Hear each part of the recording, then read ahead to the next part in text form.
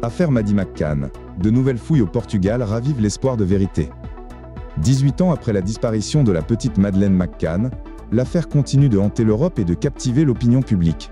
Ce mardi 3 juin 2025, les enquêteurs portugais ont relancé les recherches à Praia da Luz, une station balnéaire de l'Algarve tristement célèbre, depuis cette nuit tragique du 3 mai 2007. Ces nouvelles fouilles, menées à la demande de la justice allemande, visent un objectif clair: réunir des éléments permettant enfin d'inculper Christian Bruckner, principal suspect de l'enlèvement, avant sa potentielle remise en liberté prévue dans quelques mois.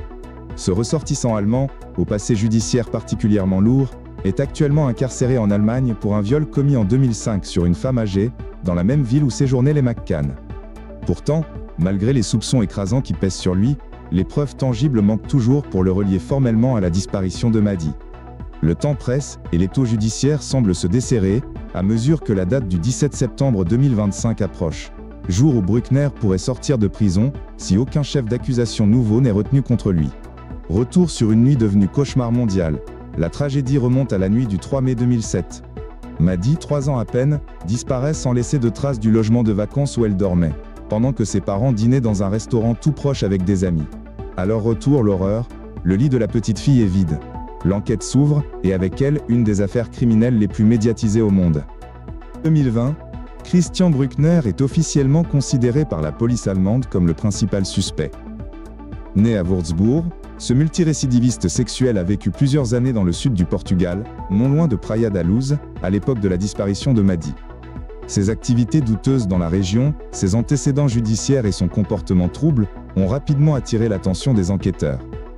Un suspect au profil inquiétant et un passé opaque. Les éléments à charge contre Bruckner ne manquent pas, bien qu'ils ne suffisent toujours pas à obtenir une condamnation. Son téléphone a été géolocalisé à proximité de l'appartement des McCann le soir de la disparition. Des fichiers pédopornographiques ont été retrouvés dans ses appareils électroniques, et plusieurs témoins affirment qu'il aurait évoqué, à demi-mot, sa responsabilité dans l'affaire. L'un d'eux rapporte même qu'il se serait vanté d'avoir fait disparaître Maddie, lors d'une conversation tenue dans un bar il y a 8 ans. Les psychiatres le décrivent comme un individu profondément dangereux, un sadique psychopathe, tandis que son avocat dénonce, lui, un harcèlement judiciaire, pointant l'absence de preuves matérielles solides. Bruckner est également connu pour des cambriolages nocturnes dans des logements de vacances, et a été récemment acquitté pour d'autres faits d'agression sexuelle au Portugal, faute de preuves ADN. Il semble que les ombres de son passé glissent toujours entre les mailles du filet judiciaire. Lueur d'espoir ou dernière chance? Les recherches entamées ce 2 juin 2025 visent donc des zones jusqu'ici inexplorées à l'est de Praia da Luz. Les autorités espèrent y découvrir enfin une preuve décisive.